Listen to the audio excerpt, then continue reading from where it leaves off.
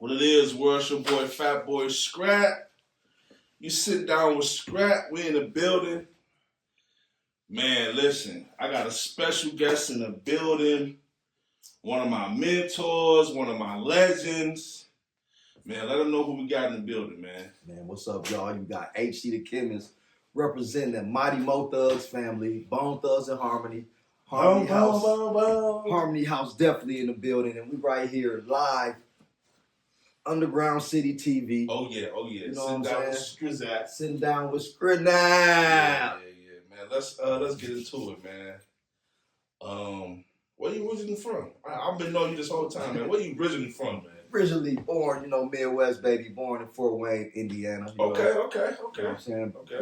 Been in Minnesota since I was like 7, so I rep the hometown, 6'5", 1/651st. Okay. That's what's up, man. So, man, humble child.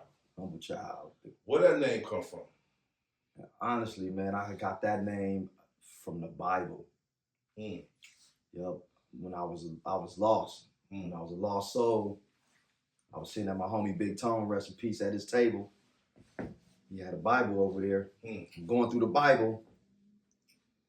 And no, I went to the index. I think that's what it's called, the index, where he got all of the words that's in the Bible. Yeah. And for some reason, the word humble triggered me, but it was still kind of triggered from, like I told Big Flesh and Bone from Bone Thugs. His album was called Thugs, Truths, Humbly, United, Gathering Souls. Yeah. So I was kind of attracted to that word, humbly. Yeah. Looked at it in the Bible. Wow, I went and found every scripture. It was about 7 scriptures that it had the word humble in there. I wrote down every little scripture that it had in there. I'm looking at it, and I'm looking at the character of that word, and was like, this is who I want to be if I'm going to jump into this gangster rap scene. You know what I'm saying? It was I was looking for something different. The character was, he'd give his last. He was, modest. He told the truth, and it was just like, damn, them characteristics really fit me, and that's what I want to represent. Yeah. So it was like my second day at Studio 4. I go there. I'm down with my rap group, the Nation of Sick now. Okay. You got so you got Possessed, Soul Shifter, Baby Sick, Lady Sick, Baby Demon. Yeah. You know what I'm saying? Yeah. Soul Shifter. You know what I'm saying? So you got these Assassin. Yeah. You got all of these names and stuff, and they just horror names. You know what I'm saying? So I'm like, the first day I went there, I was like the humble ghost. Yeah. That's dope. You know what I'm saying? Yeah, I was humble ghost for a day. I went there, kicked it, went back to Big Tone, like, I don't know if I'm feeling humble ghost, man. Like it's cool, but I ain't feeling it. Yeah. And he was just like, why don't you just call yourself the humble child of God? I was like, that kind of got a little ring to it. I like that. Yeah. That's really where it came from, man. Me researching the Bible, Big Tone naming me humble child of God. Then later on, it went from just humble child to HC.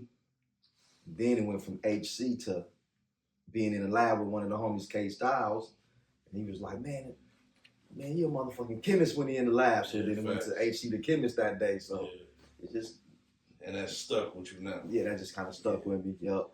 Yeah, that's dope, man. That's dope how you came up.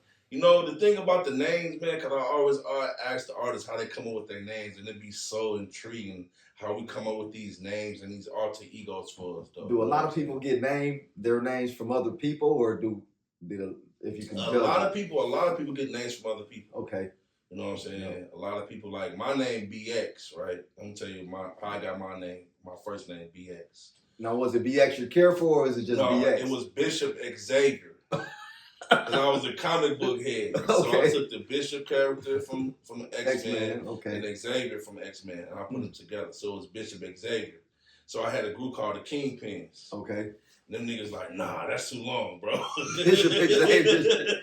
They're like, that's too long. So niggas like, man, just be BX. See? You know what I'm saying? I was like, okay, BX. I'm hard, BX. You know what I'm saying? Yeah. And then to be extra careful, that was just the name of a song. Okay, you know But I stuck with it though. You know what I'm saying? I used to say that. You know what I'm saying? So then formally how did it convert over to Skrap? Just reinventing myself. You know what I'm saying? After being in the streets and having a kid and growing with my daughters and shit, I just want to reinvent myself and escape that BX. So that BX character was like, man, it was tough. You know what I mean? And then I just liked the name Skrap. And then, you know, my homeboy that passed, his name was Fat Boy. You know what I'm saying? So I took that name and just put it together. You know what I'm saying? Because Skrap was like, to me, Skrap was like scrapping. I used to fight a lot. You know what I mean? So you basically kept keeping the homie alive through you. That's dope. Yeah.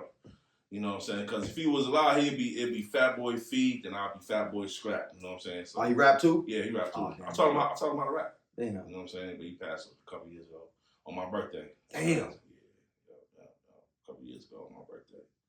Yeah. And speaking of that though, man, speaking of Studio 4. Yeah. So now we had Studio 4 and it was a different location than the last tour was. And you motherfucking Face G, who else? motherfucking Menace. Yeah. I'm calling Menace. Yeah. You know what I'm saying? Y'all was like the first original students. Am I correct? I want to say Menace was like one of the first. Okay. And he was, in the story that I had learned over the years, was that he was too young to even be in high school. Like 13, 14. Yeah. But he had went to the school and they made it work that he was able to go there. Yeah. Cause I remember seeing a video on YouTube with Face and Phil. Dang. Yeah, it's a like, but this was like at the old Studio 4. I had came to the old Studio 4 one time. Okay. I didn't go when it was downtown St. Paul. Yeah, that's what I'm talking about. How you found out about the Studio 4? I used to work in Midway at the McDonald's. Okay. And, Baby Sick had worked there. They used to call us twin. We used to be at the cash register and stuff. Yeah. And he used to always try to get me to, like, man, bro, you need to come to the school, because when we wasn't at work, we used to go to my crib and be on my little karaoke machine rapping the instrumental. So he's like, bro, you need to come to the school, bro. It's a $1 million studio. Yeah. So one day I just was like, man, I was on the basketball team. The homie had just passed. I was just like, man, I ain't feeling this shit no more at this public high school. Baby Sick like, man, come over to Studio 4. So I was like, let me just go check it out. Went up in there. When I walked in that big studio, I just looked and was like, I just seen my whole future. This was like the one downtown? No, this was on Vandalia. Okay. I just looked up, walked up in there, and I'm like, man, all I got to do is just do some packets. Yeah, and just do some packets. He's like, yeah, bro, you can get in the studio. I never went back to Highland. The homies over at Highland Park thought I had died or something. They had to call my mom like, hey, where Dante been at? He been to school in 2 months. Yeah. Why he go to this new school? So they like, damn, man. I just, clicked with Face G, Baby Sick. All of them was already ahead of the game. So they was just giving me all of these lessons that they was getting from Fields. And so I'm just like, man, I'm walking and I'm like, man, these dudes is cold. Like, I couldn't believe that I actually knew people that was really rappers. Yeah. That was actually dope. They making beats, they mixing their music. I'm like, man, these dudes is cold. And that's how I got with the Nation of Sick, man, through Baby Sick. Yeah, that's what's up, man. And like I was telling everybody, man, that school really kept me out of jail and wanted me to come to school and everything, Shout out to Studio 4, man, because that school really taught me who I am today. Even you taught me how to make my first beat, bro. I still kind of remember that too, man, a little bit. In the meeting room. You know what I'm saying? Damn. You got a lot of students out here, though. A lot. I think I stayed there between 8 to 10 years. So so you try just 10 generations. Because the people don't know, you try just from the student to a teacher. Yeah, graduated in 2000. Took a summer off. Yeah. Then Phil and TC had hired me to be a music facilitator. Yeah, that's dope, man. Yeah. That's dope. And I stuck around until I started going on tour. Yeah, that's dope. That's dope. So with because when I met you, I didn't know you make beats and shit too. Okay. So how you get into that, being a rapper? Because you went from rapping to learning how to mix and master, making beats and everything. So how you get into that? Always had songwritings in me. You know what I'm saying? The homies had a little group called, right before I started rapping, this was like the summer of 97, they had a little group called Image, and they used to think they was boys and men. You know what I'm saying? And I remember I had wrote a song. Minnesota. Niggas couldn't sing for shit, man. I had one nigga that could halfway sing, you know what I'm saying? The other nigga, fat dude, he was in in choir class, so he thought he was the lead singer. Oh shit! Nigga, just because you inquired don't mean you can sing. Yeah. So yep, there was Image. I had wrote a song for them called with them. It was called The First Day. We just talking about meeting a girl on the first day and shit. So some old boys to men, you know what I'm saying? And yeah, that summer is when I went to Studio 4, and that's when the whole Humble Child and the rap and all of that had kind of came about. But always been a lyricist, always been into music, been in band classes since you can start in 5th grade or 4th grade. So I always been in band classes and stuff. Always was musically inclined, but never was in a recording studio. Yeah. Until I got with the homies and they actually showed me the ropes. Yeah. Yep. Got good at that shit though. Yeah, it was a passion because I've seen, you know, I come from nothing. You know, there's a lot of people that come out the mud and find their paths, and that was just my path. Like I seen my future, like I said, when I walked in that studio, it was like, damn, I can really use this, and I knew that I could get myself out of my situation by being dedicated to that studio. Yeah. That's what's up, bro. Yeah. So I wouldn't call it like self-taught though, like mixing and mastering, you know what I mean? No, that all came from my mentor, man. One of my favorite mentors, Uncle Phil Winden. Yeah, facts. You know, I wrote something on the internet that was so touching about me. I wish I had it on me, man. I'll read it, man. But he had wrote something on the internet. It was about a paragraph about how I was going around the country, helping start other programs in other schools with him, and it was like damn near made me cry. So shouts out to shout out to Phil. Shout out to Phil, y'all. He showed me a lot too, man. Like for real though, man. Shout out to Studio 4, period, man. Cause it was some days, man. I used to get up and be so happy that I was going to school that day. You feel me? Especially if you had studio time that day. Especially had studio time, man. And I remember, man, like I caught my case at Studio 4. A robbery case. Damn. I was like 18, 19 probably. And they I was in jail and shit. And I was in Minneapolis. I got a question for you before you get into that story. Was you ever a fan of Beanie Siegel? Hell yeah. Because I always felt like you had this Beanie Siegel. Yeah. You know what I'm saying? Beanie Siegel and that was my upbringing. Beanie Siegel and Lodge DMX. Like that was my upbringing. Because Beans are having fool robbing somebody too. Oh yeah. I was going out crazy. I brought a nigga color off that DMX song. Okay, see, X was doing it too. Off the DMX song. I caught my case off that. So I caught my case. They put me in the jail shit. They like, you 19, do you still go to school? I'm like, yeah, I still go to school. So they was like, okay, well, you got to go to work release. I'm like, work release? Okay. Oh, I can go to school from work release? Yep, so I was going to school. That's when I made the queen pin chick. You talking about that's all you need in your life. I need a queen pin chick. I made that song. Yeah. I was going to yep. So I was going from jail to school. Then from leave school, I had to go back to jail. But it was like a work release program shit. You know what I'm saying? Oh man. Yeah, man. So yeah, that was a lifesaver, man. You know, so I was writing so many songs, going to school, and how long they had you down? I was locked up. I did 6 months. Damn. Yeah, man. Yeah, man. Studio 4, man. Really. Man, shouts out to Studio 4. Man, for real, man. Yeah. So how you like the new facility? I went and did a couple summer workshops. They actually had sent me all the way to Chicago to go work at a school down there with some average youth. Okay. It was over for like 28th and State down there. Oh, that's low end. Yeah, but believe it or not, man, like them brothers is going through a lot. You know, they in them trenches, but they were so focused. Everybody knew how to run a recording studio. They knew how to make beats. They knew how to rap. I was just sitting there and all just kind of just facilitating, really. Like they was doing everything. I'm like, damn, this just reminded me of myself. Yeah. Of us, like when we was just hungry, just in the school. Man, for real. But yup, shouts out to the folk, man. They sent me to Chicago, man. I built a good relationship with them brothers down there. That's good, man. So you still in contact with Face G and all them? Oh yep. You know, especially due to social media and everything. Yeah. Face a chef. Professional chef, man, cooking $100 cold as hell. $100 steak. Oh God, man. I said, I ain't gonna never know about your cooking until I ever get married and I invite you to be a caterer. Fresh get busy, man. Oh, you already know about him? Yeah. Oh, shit. Fresh get busy, bro. Because he was at he had a little spot over here on Rice, right next door to Mama Sheila's? Mama Ann's? Oh, Mama Sheila? What is it, Mama Sheila's or Mama Ann's? I think it was Mama Ann's, because Mama Sheila's in Minneapolis. Okay, so it's Mama Ann's. Yeah, it was right there next to the old Quick Copies. Oh, yeah. Yeah, it was right next door to Quick Copies. Yeah. I used to go over there and go turn them wings up, though. Yeah, he get busy, man. That's what's up, man.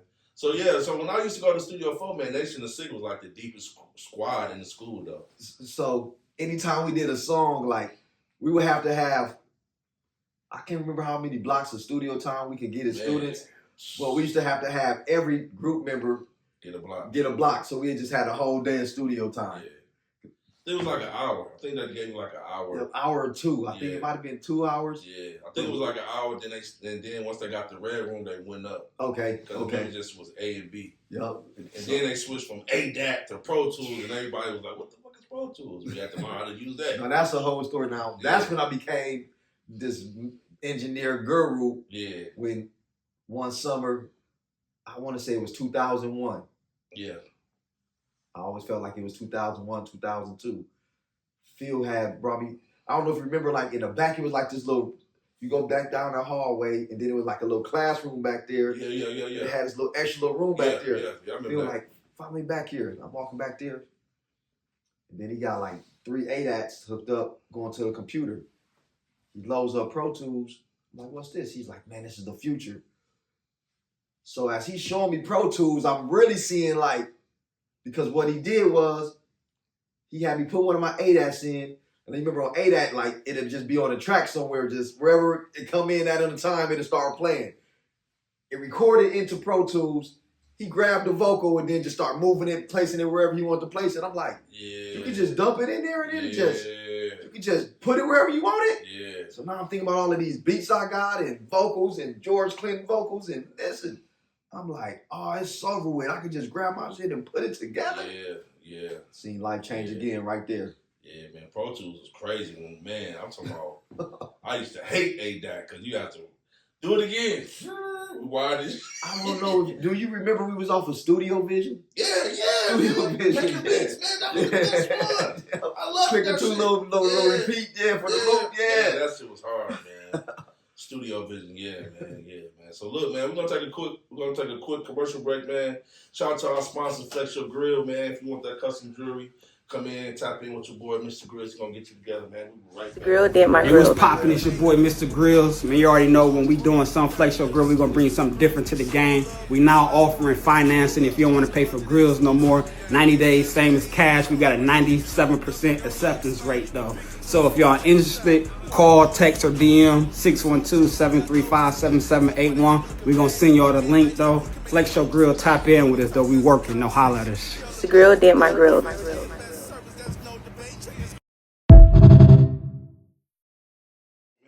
so yeah, man, we switched from the ADAC to Pro Tools, and the school went up. And then they got the red room. They had that ghost board. It wasn't a Mac. I want to say it was a Mackie, but it was digital. Yeah. The knobs moved by themselves. Yeah, that was the first time I seen that shit. Then it had that preamp in there. I can't remember, but it was a red preamp. I don't know if you remember that. It was a red preamp. Yeah, that was the shit, man. So now you going from you went from. It was a Scarlet. It was the original Scarlet. Oh, yep. They still red though, but it was that Scarlet. It was a big ass preamp. Yep. Go ahead, boss. Y'all the Digi Mackie. Yup. My boy Blaze had one of those too at the crib one time. So I'm like, man, how you get that shit? He jacked it. Yep. Hey, we gonna have to edit that one up out of there. But it's facts though.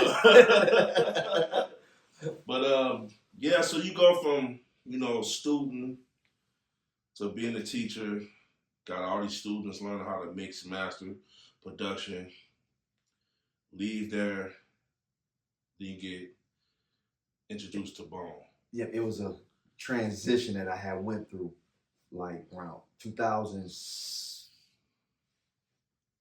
I met Bone in between 05 and 07 somewhere, because it was when I met them, they was performing I Tried So Hard, and that was with the Akon. I want to say that was 06, 07. Full Service, that was with Swiss at the time. Yeah, I had to deal with Swiss Beats. Yeah. I had met them brothers out at. Really, I had, man. That's the whole Bone Thug story. Like that's an interview that I'm finna try to give it, but it was like a mystical. We can, you know, because I'm a part of it. Okay. You know what I'm saying? Yeah. Hey, I remember that now. Yeah, that's how, you know, me, Drama, a couple other homeboys, we downtown Minneapolis. This when the city center was down there. Yep. We down there, we down there hustling and doing what we doing. Drama see the bus. I'm like, is that Bone? They had the faces on the tour bus. Okay. What the fuck? So we walk over there. It was Crazy Bone who was standing out there. Crazy Bone and Wishbone. You know, I'm fanned out. Fanned out, because that's my favorite group of all time. Fanned out. Oh, man. We start just talking to him, smoking weed. Everybody just smoking weed and shit. Drama get Crazy Bone number. Now, from that, we get back to school, he give you Crazy Bone number.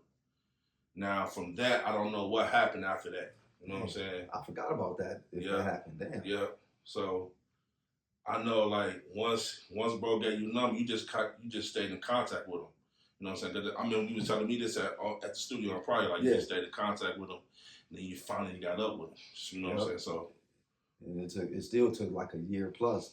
You know what I'm saying? Of just emails and I might shoot a text. Yeah, I ain't really want to be no bother, but at the same time, I had to still be hungry. Yeah. I was DJing for a group called Flipping States, Bridge Gang at Myth. Okay. But I ended up DJing for all of the opening acts for the Bone Show. So I had the homie Never Stop, Young Boss, Flipping States, and I think Monster Cody was performing. So I had DJ for everybody, and they took me off the stage, and then Bone had to go up on stage. So I had access to wiggle with everybody and everything. So I got updated numbers, got Lazy and Crazy emails, and Lazy had actually remembered me from when I met him on the Grey Goose tour in 2001. I remember I'm way over here on this side of the parking lot, following him over there by the tour bus, and I remember getting out like, "Yo, Barnum." I'm sitting there with the little homie, we was listening to beats and they're rapping and shit. Next thing I know, somebody walked up to my car. I look up, it's this nigga Lazy. I'm like, oh, what's up, fool? Blah, blah, blah. And I'm like, man, you don't remember me. And he was like, I do remember you, nigga. And I just remember him saying that to me. He was like, damn, this nigga remember me. Yeah. And then I just let him know, like, yeah, I'm gonna be DJing for everybody, so I'm here tonight. He was like, all right, we'll just kick it afterwards. I'm like, all right, cool. He walked off. Now it was a little after parties, and that's when I was able to get the new emails and the new numbers, and just kind of just stayed on them from that. Then I ended up producing in 2008 a track that they had did right with Michael Jackson before he passed. It's called What Have We Done? Bone Thugs and Harmony and Michael Jackson. It's called What Have We Done? They had a deal with Warner Brothers at that time. Mike had just passed 6 months prior. Damn. So couldn't nobody put no music out on Michael Jackson. Right. And I remember the label calling me. I was talking to, I can't remember his last name, but Big Bob was managing Bone them at that time. And I remember he was like, yeah, man, we done used up the production budget, but we still got $25,000 left in it. So, we finna work out that song, and if the song get cleared and we can get it on the project, we cut you a check. I'm happy as hell. Like, oh man, it offered me $25,000 for a beat. Man. I'm like, man, but then we did all of these different versions to the song. Then they said we had to take Michael Jackson off. We put this girl singing that sounded like him, and it just lost the essence. So it didn't make it, and I was not disappointed because I was still happy I had got offered that kind of money. So I kind of knew more of my worth at that time. So it's like, oh shit, I know who the fuck I am. Shouts out to Bob Francis, that was his name. Okay. Bob Francis. He used to stay in contact with me, man. He used to keep my hopes high, you know what I'm saying, as far as on that business side of things, because he would call me. Matter of fact, I'm the one, they put a mixtape out. he called me and asked me what songs do I think should be on the mixtape. So I had put a list together of the songs that should be on the mixtape, turned it in to him, and next thing I know the mixtape came out. Okay. So that mixtape was like my project. Yeah, that's dope. I was like, damn. Yeah, that's dope. Then speed it up, that's 2010. We'll go up to, we'll go to 08. Mo Thugs had a album called Mo Thug Soldiers in 2008, February. It dropped. And I had some beats on there. I didn't get any upfront compensation. So the deal was an exposure deal. And on the back of the CD, I'm as a co-executive producer of the project. Okay, that was dope. You know what I'm saying? And I remember going to Best Buy, seeing the CD in Best Buy. And that was my first, like, what the? Like, damn, I'm in Best Buy? Yeah. Turning around, I had to look again. Is my name on it? My name on it? Yeah. So that was like another plateau. Speeded up, Bob, producing for Bone here and there. There's a gap where it's just focused strictly on like touring and stuff. Now, my first time going on tour, I went as somebody else's hype man. Shouts out to Mr. Kata Kata. I don't know. I know Kata. Yeah. Yep. I was touring with Kata. You know what I'm saying? I was his hype man. Sometimes I had to be his DJ. Then I had music with him, so I get to do my little one verse and turn up. Got that tour experience. Speeding it up, Bob. Now, whatever I say, that's 2015. Yeah. 2017, I'm on the phone with Lazy and his manager, Rob Parker. We doing a three-way call, and we working on Lazy's mixtape called The Number One Assassin. Okay. I remember clearly, it was around this time. It was November 2017, and we just talking about our future plans and how this is going to be the kickoff of this new run that we on. Number One Assassin drop. I actually made that project. I was on a song called Pull Up in the Coupe. That was my first actual track with Bone rapping. Yeah. Yep. And after that, speed it up. We got 2020. Lazy dropped Wanted Dead or Alive during COVID. Man, I did a cold job with mixing that project with Rob. Man, we did a great job on the production and the mixing. Then 2022, same year, he dropped Lost and Found. He did 2 albums in 1 year. In 2024, he just dropped. No, my bad. 2017, Number One Assassin mixtape. 2019, he fell out with the industry. He had to do a Migos disc where he was dissing Migos, you Savage, that though, all of these others. I didn't produce the actual beat, but I had mixed the record. Yeah, I'm gonna listen at the studio. Okay. Yeah, I know that. And then you called him. Yeah. And at that time, that was just all over who's the best group ever and all of that. Yeah. Bowman wasn't feeling that. They didn't care about that, but Lazy was passionate about it. Busy was too. Yeah. The man Busy. We all know who the fucking best rap group is, bro. Like, come on, man. And I had this thought the other day. It was like, damn, I sat back and was like, yeah, the Migos, they definitely is successful, but it's not fucking with them. But it's unfortunate how they group ain't even together like that. Yeah, you see what I'm saying? Yeah. They're not fucking with Bone, bro. Like, man, come on, bro. So 2019, he did Annihilation, that album. Yep. Annihilation. Eddie Murder when I step up in the booth and I'm a body any record that my nigga Chemist put me on. And I was like, oh, that was the first time he put my name in a song. I'm like, oh, that nigga put my name in his lead single. You know what's crazy though, bro? You had a style like Bone when True, I always you had the melodic. Yeah. I won't say they style, but you had the melodic, fast style though. I was always influenced by Nate Dogg, Bone. Yeah. And a few others, the Twisters, Do or Die, Crucial Conflicts, just Midwest music. Midwest, yeah. Yeah, but I always had that Nate Dogg when I would do West Coast type music. Okay. But then it was that Bone with the Midwest flow anytime I was doing that type of music. Yeah.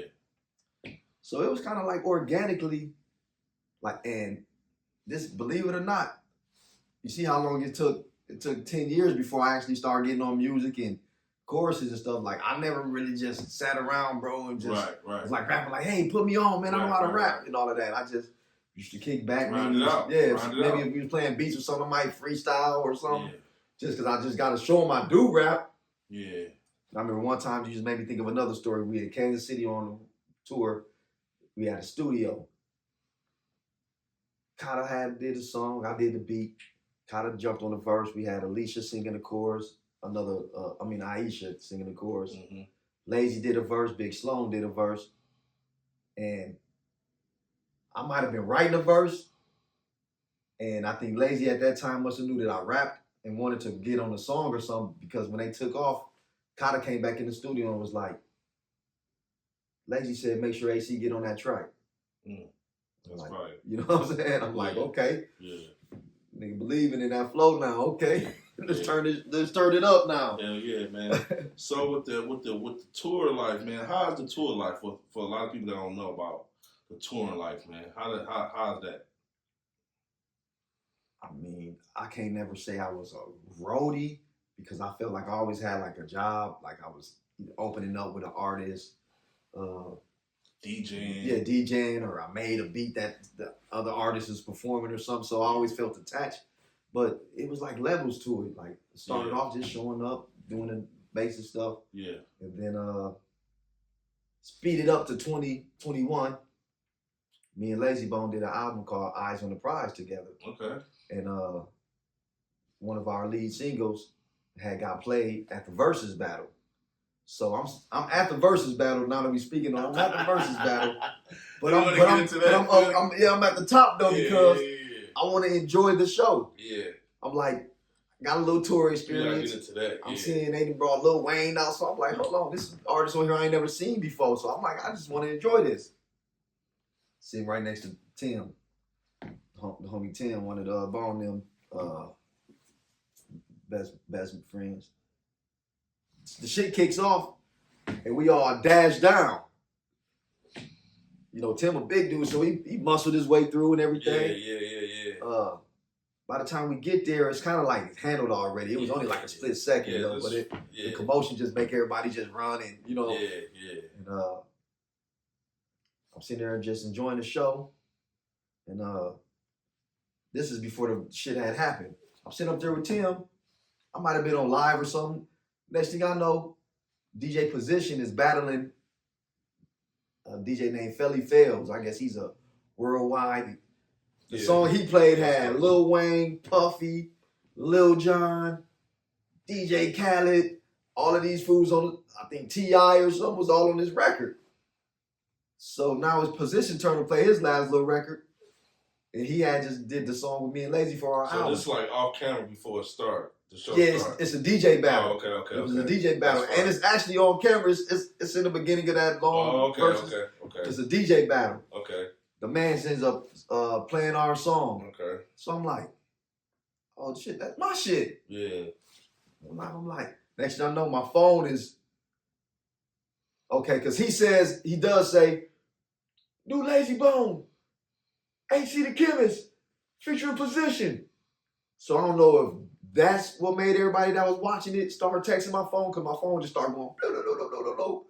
Like, oh, bro, you made it. So, you know what I'm saying?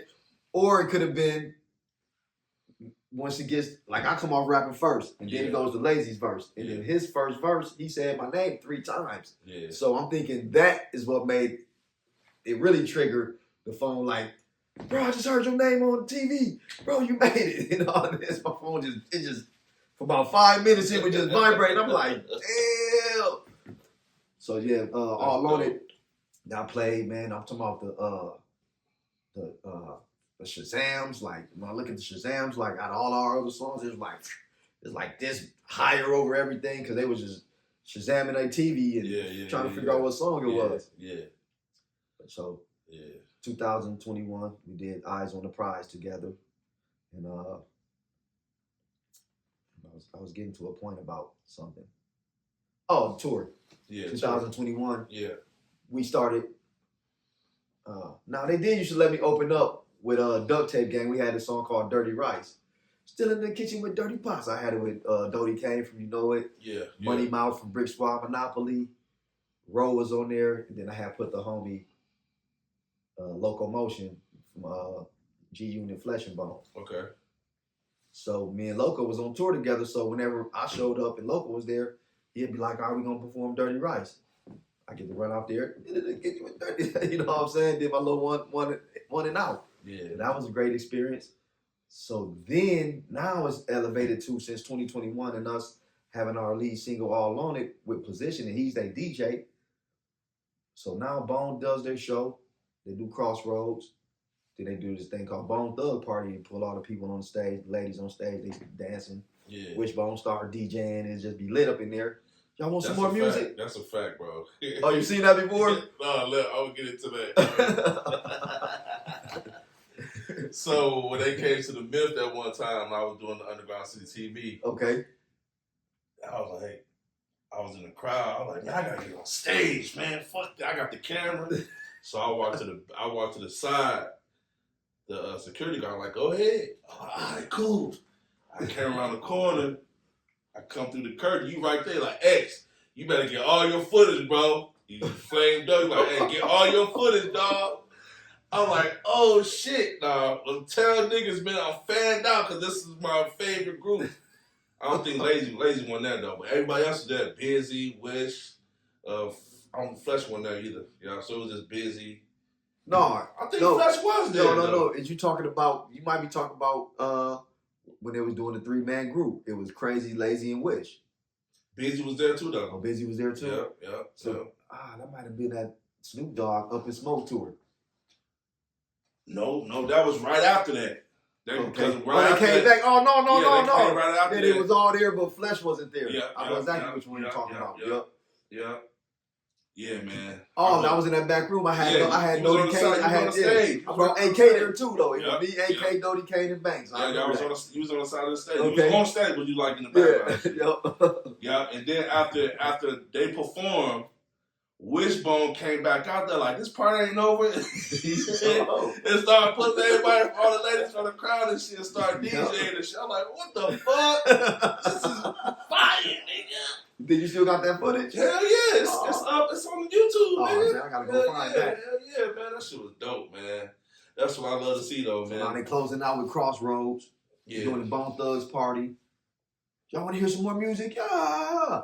Position come out, and now he got nothing but hits. Yeah. Should be on fire. He on talking about in there slapping West Coast slappers. Yeah. And then, of course, Position performance. So and then Lazy grabbed a mic. And then now I'm up here doing our single, All On It. You know what I'm saying? So now it's been a couple times where our song closes the show. So now I kind of feel like, damn, I didn't close a couple Bone Thug shows. Like, that's fire. This is epic.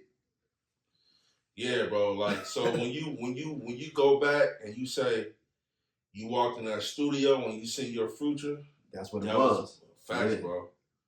You know what I'm saying? And you know, like us coming from where we come from, our background, religion, whatever it is, spirituality, Christian, Islam, we always manifest these moments that we don't even know, bro. That's why I said it was like this Bone Thug story is mystical. Yeah, because you gotta look at it too, though, bro. You stay at it. When you stay at something, the universe give you what you want. You can't just be like, oh, I wanna fuck with these niggas. I wanna make beats for them and don't make beats.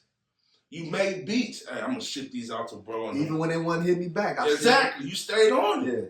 So when you stay on it, man, like the universe give you what you want. Yeah. You know what I'm saying? You know, and I always thought like, damn, bro, like bro really went from that to that. Like, cause I'll be like, damn, bro, really out there with wrong. Like for real, bro. And then when that day we was in the studio and all that shit was going on with that Migos shit. Okay. And you played that song with Lazy spazzing, nigga. Like, I'm gonna call this nigga. And you call that nigga like, yeah, bro made it. Yeah. Bro got it. He made it. This nigga, this my mentor. Nigga talking about one of my favorite rappers. Nigga, that's like fire, man. Like how the fuck? Yeah, man. But yeah, you have to. I know you sit back sometimes like, damn. Sometimes that fan still kick me, and it's been years, but it's still, and it's not a fan of another human being, but just a fan of music. Period. Music and just knowing like I'm with this famous musician that you looked at. He loves doing music as much as I love doing music. Yeah. He put his whole career on the line and did a whole album with me. Like, yeah, that's fire, bro. Like, what the fuck? Yeah, that's fire. It's still be unbelievable. And you gotta look at it too from his perspective because he's seen something in you, bro. And People be sitting there thinking, they be trying to figure out, I'm sure people around him, they be trying to figure out, like, why do he rock with me so hard?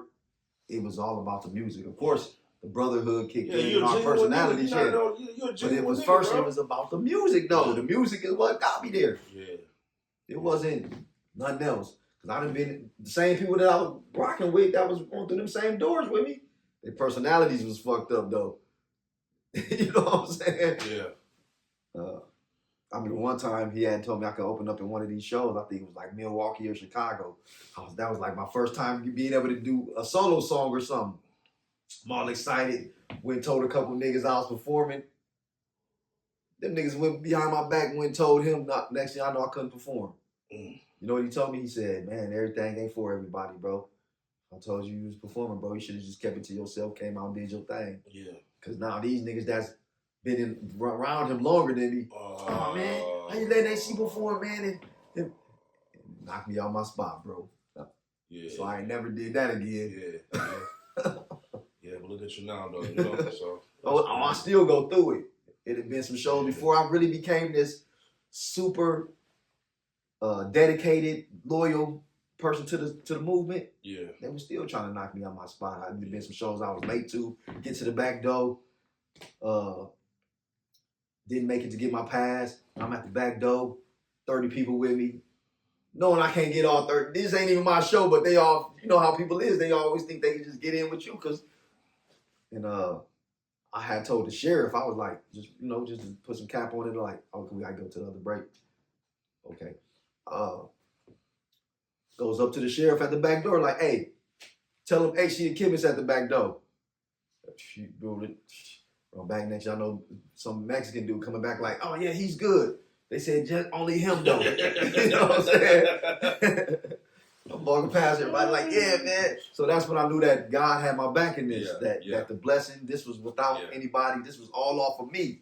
Like I said, HC The Chemist, and it came back. Name was good.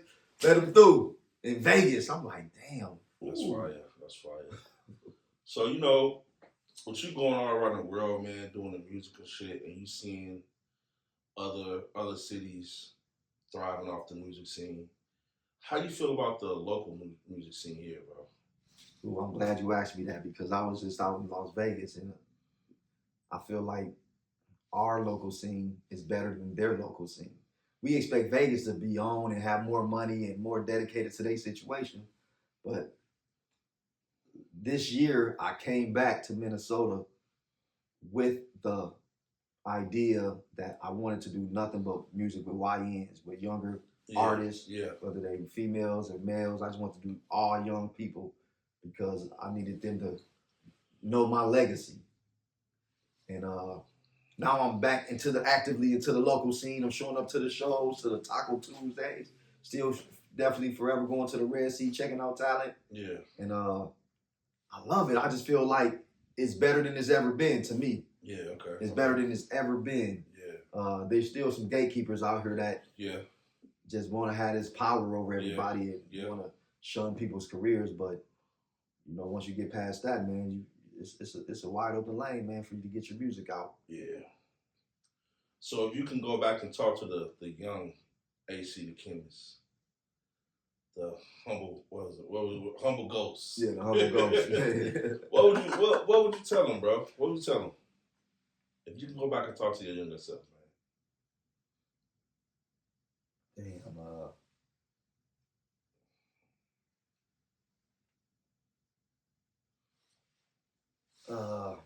I would tell my younger self, I wouldn't say anything that would change me. Yeah. But to watch the people that you love more than love you. Like, I feel like I held on to relationships even when they burnt out. I feel like I kept the friendships, I kept the relationships going. And what's your sign? Scorpio. Scorpio, okay. So you just had a birthday? Yeah. Yeah, okay. Yeah. So, that's all I would say. Like, you know what I'm saying? Just me holding on to relationships and friendships that didn't mean me any good. Like, they was hating on me and I still overlooked the hate. Yeah, you know what I'm saying? Just that type of stuff. I've always been raised to be a big brother because I was my mom's firstborn. And then I had older brothers and cousins. So I always just had that big brother in me, like, and believing in God, I wasn't scared of. You could be the gangsterest person ever. You know what I'm saying? I used to be with big gorillas and be able to tame them because it was just, you just got to know how to talk to people. Yeah. So that was always a thing. I would have just said just not holding on to old, burnt out relationships and friendships. That's real shit, man. People that didn't. You know, us being us, man. Me myself, I be trying to hold on to relationships, but it's like you gotta look at it too. Like people grow apart, man. You know what I mean? Some people we elevate. I know myself, I elevate, and if a person can't elevate with me, then I don't need you around. One thing I respected about you was you was in the streets, but you always still had a sense of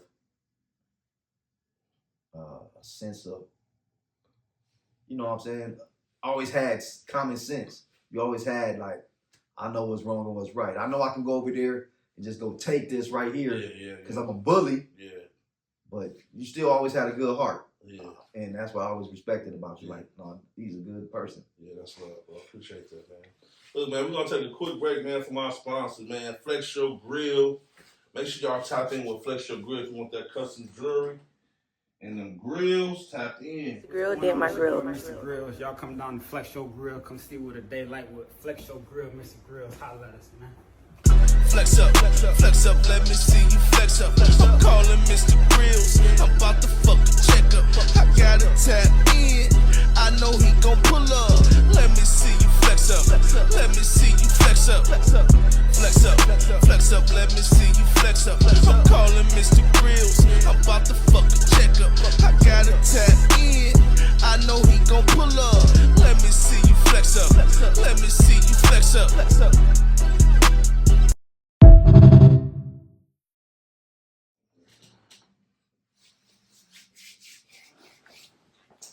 So, man, you got the mixing, mastering, producing, rapping, DJing. Professional hype man. I'm gonna tell you about professional hype man. I became a professional hype man from this reason. Chicago, Illinois. Yeah. Remember I said I'm on tour with another artist and I'm that hype man. Yeah. It's probably my beat too, so you know I'm up there and hype to my own beat. Yeah. I'm turned up. Now when the shows be over, I like to jump and walk out with the crowd because, you know, I want to go talk to some ladies and just meet people and stuff. So I'm walking out of the venue to the outside. Yeah. You know, it's always going to be like 5-6 doors. I remember walking out of the door and it was a dude over there and was like, yo, your ad-libs is crazy.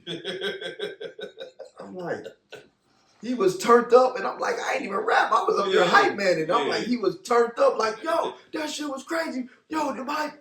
I'm like, damn, I'm a professional hype man. Professional hype man. That's what's up, man. So besides that, Humble Child, what else you got? What else you diving into, man? Anything outside of music? Outside of music, I want to start this relationship podcast. Okay. Me and Lazy was talking about a podcast. So I think the next level is probably like podcasts and content and stuff. Okay. Just so many stories. He's gonna call ours probably studio stories, and basically we just be talking about stories of like one time I remember walking out of the studio. This is in Minnesota? Yeah, this is in Minnesota too. Okay. It's crazy. Your studio? Nope, it was in Brooklyn Center. Okay. I'm walking out the studio. I'm walking to the car because I felt like everybody had left me, so I'm walking out like, damn, where everybody go? Now I see somebody. Now this is what studio stories is about.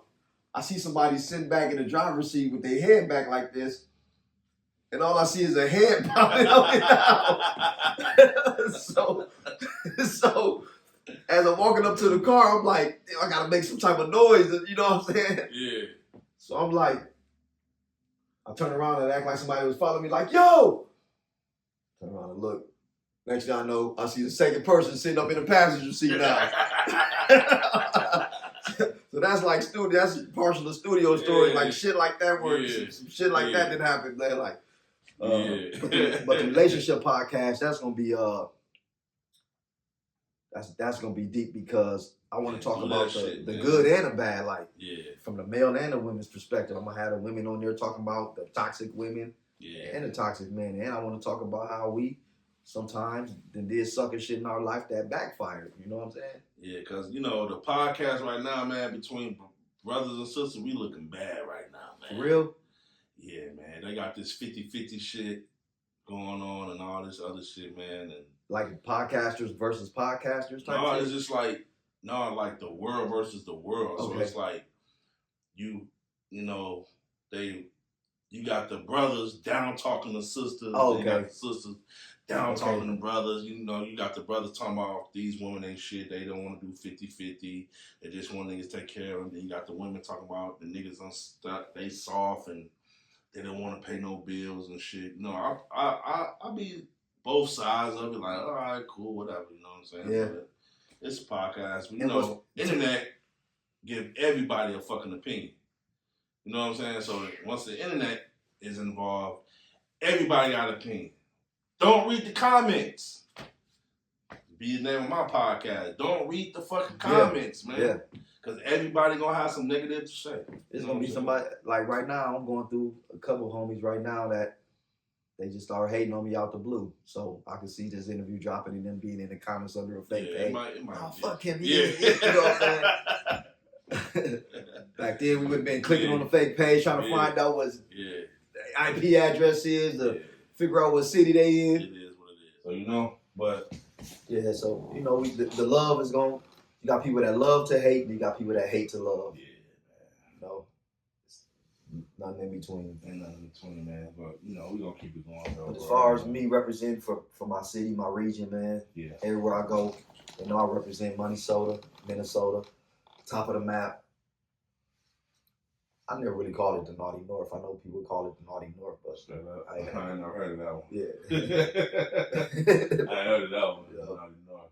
I call it the top of the map. Yeah. Top of the map. We is the top of the map. You know what I mean? But, you know, man, with all the things you're doing, man, just stay at it, man. You know, this part of the show, man, I give you your flowers, bro.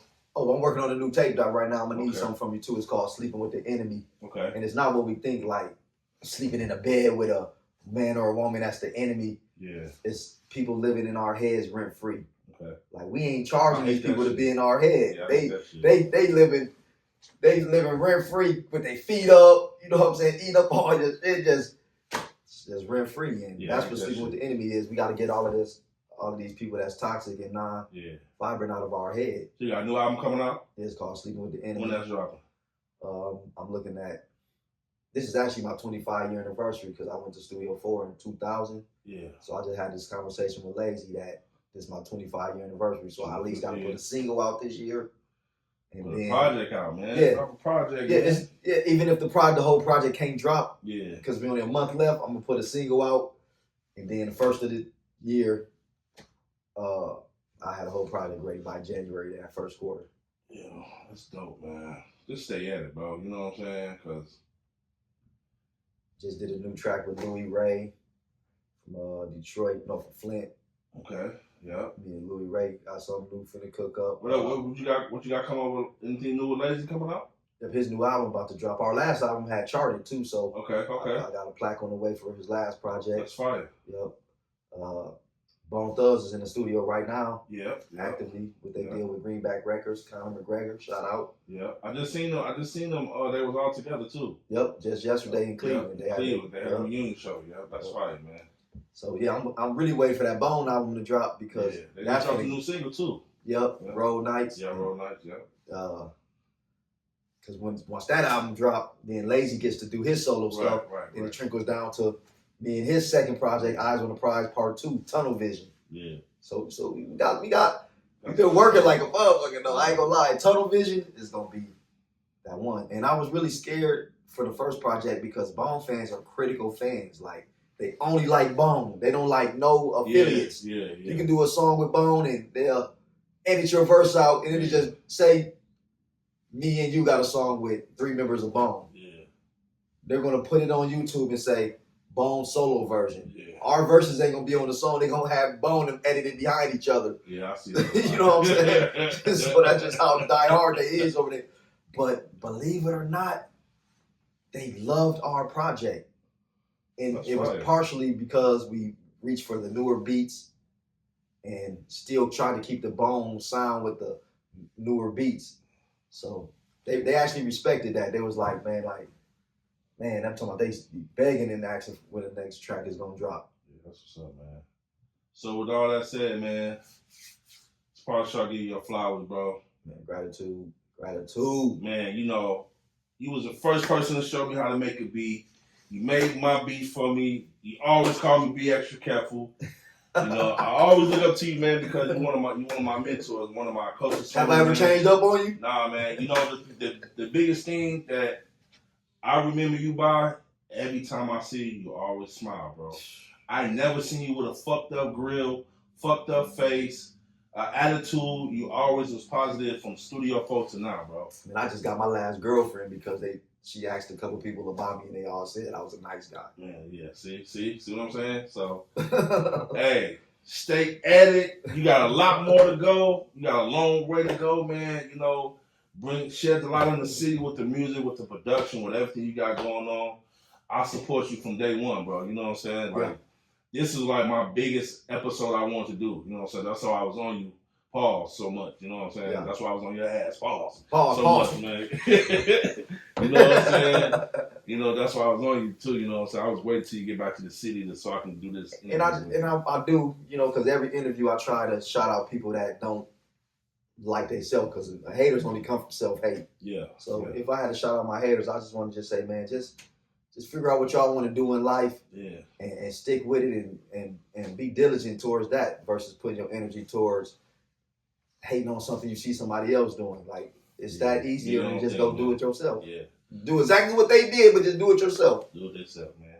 Don't let the people know where to find your music and find you at, man. You can find me officially at the official label website, Harmony House. That's HOWSE. HarmonyHouseENT.com. So you got Harmony House. You know, you can Google me, HC The Chemist.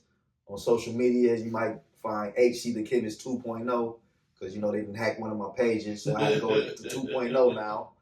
You know, so yeah, just HC The Chemist anywhere on Google, YouTube, Facebook, Instagram, Twitch. Working on my new site called Vayma. You know, that's where you're gonna get all of the exclusive HC, just all exclusive HC. Okay. Nothing to do with music. It's gonna be the community activist, the person that's doing stuff for the homeless people. Just H as a whole entity, man. That's gonna be at Vayma, VAYYMA.com. All right, cool, man. Well, it's a wrap. Y'all been sitting down with Skrap and HC The Chemist, man. We going up out of here. Harmony House.